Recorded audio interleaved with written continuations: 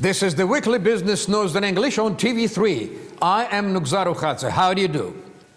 The Tbilisi Summit 2014 was opened by three presidents. Together with their Georgian host, the Turkish and Azeri presidents participated in the Tbilisi Summit. At the trilateral meeting, the presidents discussed the issues of Georgian-Azeri-Turkish relations, current projects, and future plans. Ministry of Economy provided the presidents with the information on the current course of construction of Baku-Tbilisi-Kars Railway. On their part, representatives of Turkish and Azeri delegations organized presentation of the project as well. The high negotiators also discussed the project of Shah Deniz II. The last but not the least issue, which was discussed at the summit of three presidents, was regional security. Besides the heads of the three states, the trilateral discussions were attended by corresponding governmental delegations. Our countries enjoy a long-standing fruitful cooperation. By today's meeting, we are emphasizing the important joint undertakings that are underway in our region. I'm sure that the summit will have wonderful results. We spare no effort to make our trilateral relations serve our countries as well as the entire world. Our cooperation is based on mutual interests. This summit has an international importance, and accordingly, the issues that are discussed at the summit are of utter importance. It is a great honor for me to attend the trilateral summit in Georgia. This is one more proof of our many-sided and beneficial cooperation. At our meetings, we will talk in detail about Baku-Tbilisi-Ceyhan and Tbilisi-Kars project. We are fully aware how important these global projects are. Our three countries are doing their best to ensure stability and security in the region of South Caucasus. We don't think that Caucasian mountains are the walls that separate us. We intend to transform them into a road that connects us. This serves the interests of our countries. It strengthens our neighborly links and our friendship. After the broad discussions, the presidents moved to the Avlabari presidential residence, where the official reception continued behind the closed doors. Once more, the presidents of Azerbaijan and Turkey expressed their support for the territorial integrity of Georgia. The three presidents talked about the prospects of cooperation between their countries. Ilham Aliyev voiced the initiative to hold the next summit in Azerbaijan. Within the framework of the summit, a Georgian-Turkish business forum was convened. The forum was attended by 80 investors. At the meeting, Georgian and Turkish businessmen discussed current business projects. They also identified the spheres of future cooperation. Later on, Prime Minister of Georgia joined the forum.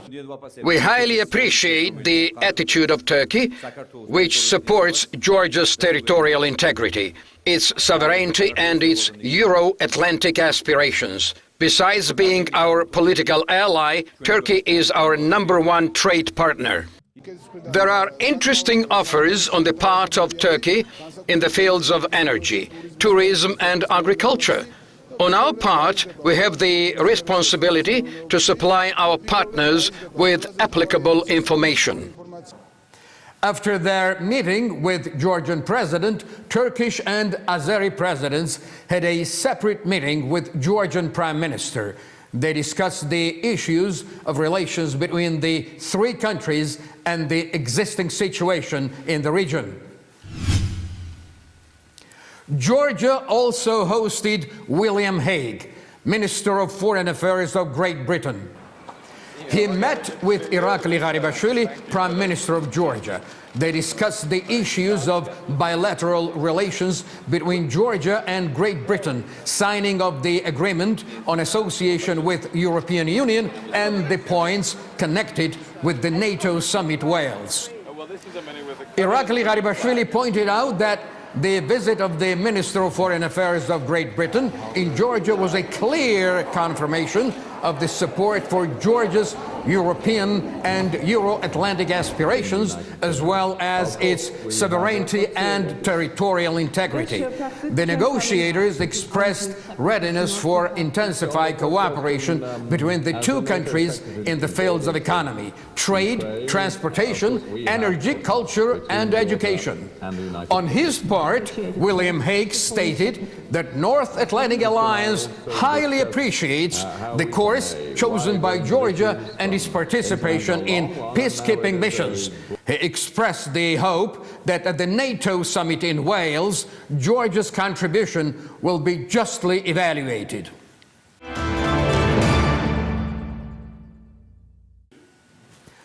Tourist season in Georgia is gaining strength. In this connection, the head of National Tourist Administration aired information regarding the projected plans and actions already undertaken by the Tourist Administration.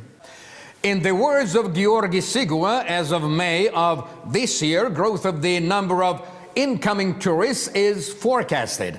According to him, by the end of this month, they will officially announce opening of tourist season. Large-scale events linked to this occasion will take place in Tbilisi, Kutaisi, Batumi, Borjomi, and in the Racha region.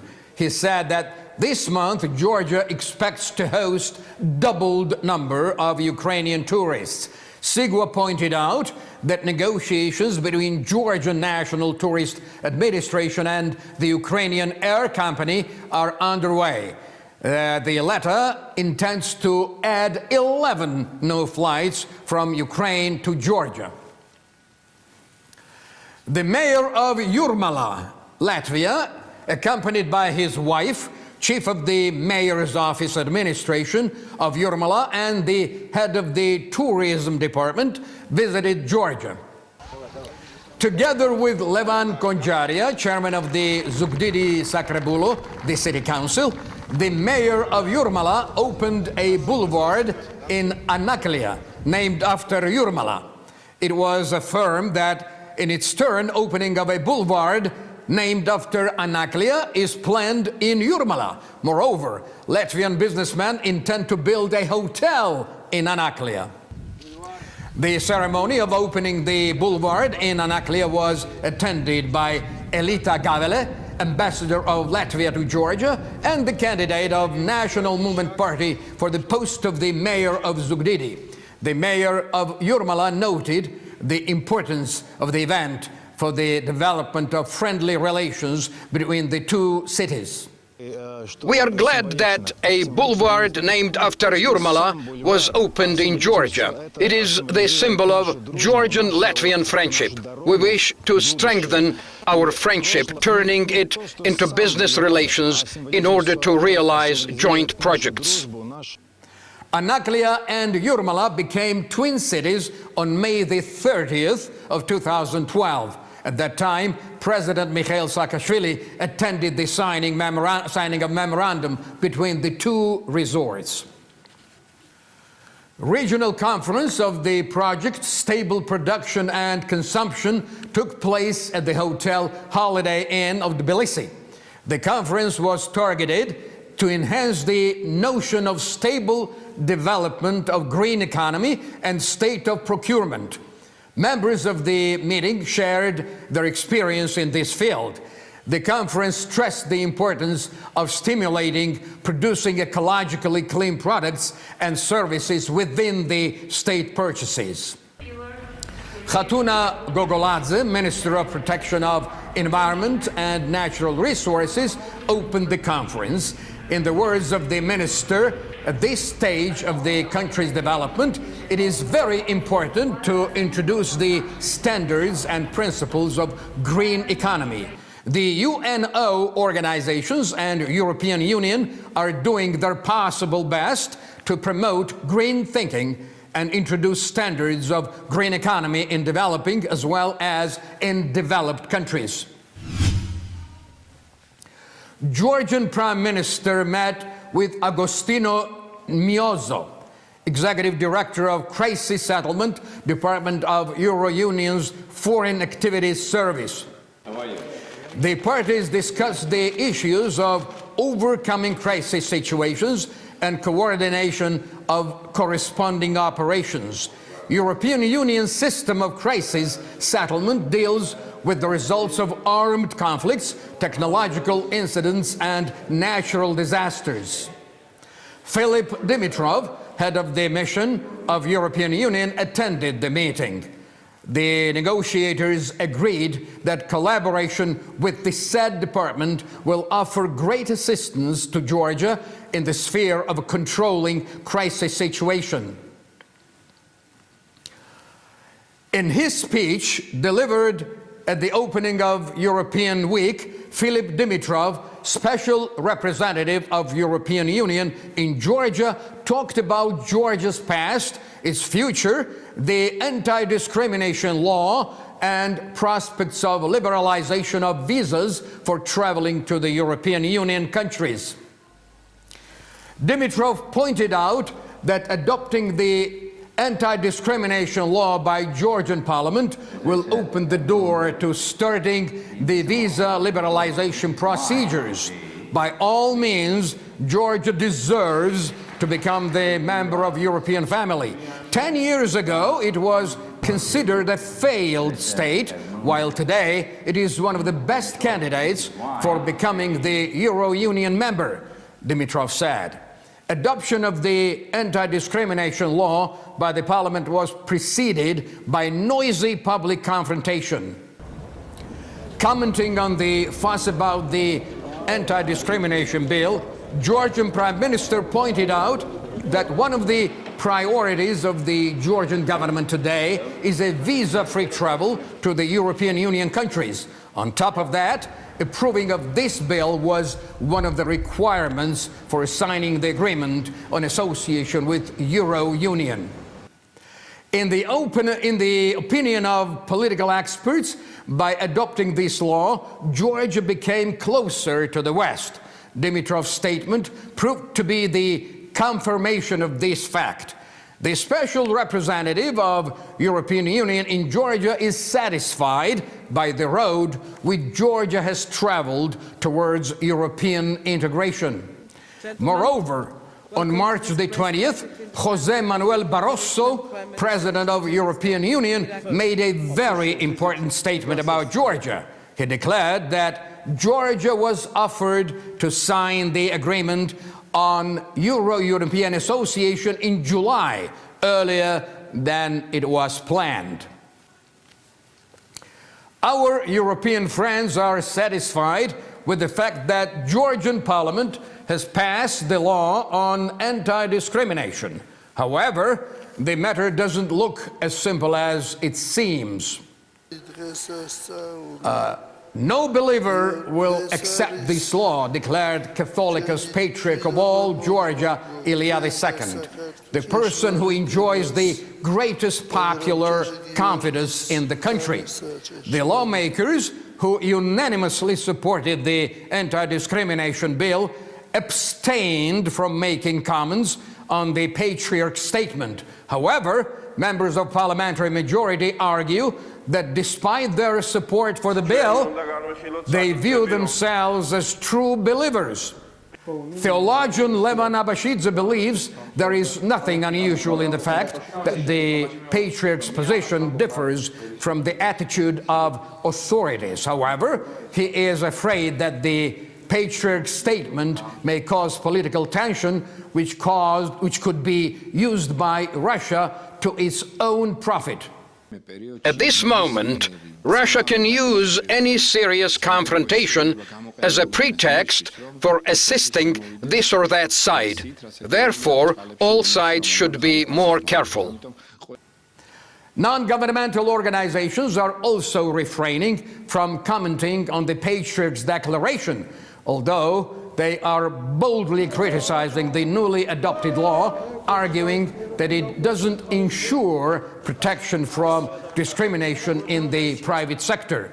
On the other hand, the clergy believes that the law will promote same-sex marriage and homosexuality.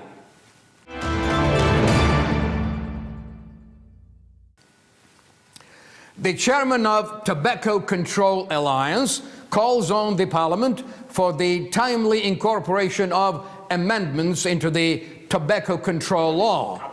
According to Georgi Bakhturidze, the bill was elaborated long ago. However, it has been delayed due to the interest of Georgian government members in the tobacco business. They are intentionally delaying the process, waiting for the moment when the bill moves from the Ministry of Healthcare to the Cabinet of Ministers. Due to these machinations, it may be late to submit the package of the bill to the Parliament by the spring session. That way, the time is procrastinated, obstructing the state in taking timely measures of protecting the health of its citizens. The Tobacco Control Alliance calls on the government and the Parliament for taking interest in the issue of tobacco control amendments. Association of Young Lawyers appealed to the Chief Prosecutor's Office regarding the subject of Sakhdrisi Qachaghiani Archaeological Monument. In the words of Sulkhan Saladze, the January and March of this year, 2 cases of damaging the archaeological artifact of world importance have been recorded. The association made official inquiry whether the investigation of those facts have been launched. However, Sulkhan Saladze contends that till now the association has received no answer to its inquiry. Therefore, the young lawyers submitted their request to the prosecutor's office to begin investigation regarding the fact of damaging Sakhdrisi Qachaghiani archaeological monument and called the perpetrators to account. Simultaneously, with the tendency of world market, the price of wheat started to go up in Georgia as well. Compared to previous months, the price of wheat has increased from $10 to $20. In March, price of 1 ton of wheat was $280, while by the end of April it grew to $300. Head of the Association of Wheat Grinding Compounds ascribes the uplift in wheat price to the political and economic tension in wheat exporter countries. Levan Silagava doesn't forecast price hike of bread in the near future, although he doesn't rule out that if the tendency of wheat price grows, the Georgian millers will have to import more expensive wheat. At the same time, the bakers point out the tendency of price hike of flour. At this moment, the baking enterprises pay from $35 to $40 for a bag of flour. If the guide mark stays at this level, they don't intend to increase the price for baked products. At the Ministry of Agriculture, they insist that increase of wheat price is a temporary tendency. The employees of the ministry believe that taking into account of the current situation and the planned innovations at local enterprises, this year Georgia will have no wheat deficit. Not long ago, I talked with my Ukrainian colleagues, and they said that spring farming works are going well enough in Ukraine. The situation is same in Russia. Spring agricultural work is actively underway in Georgia too. All these indicators promise the increase of harvest by 20 to 25%. Meanwhile, the employees of the Ministry of Agriculture suppose that this year local yield will reach 200,000 tons. At present, wheat is imported into Georgia mainly from Russia, Kazakhstan, and Ukraine.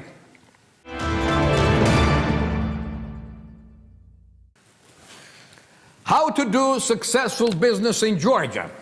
Our correspondent, Kote Mosidze, talked with the representatives of the company Business Life about training businessmen in learning successful business methods.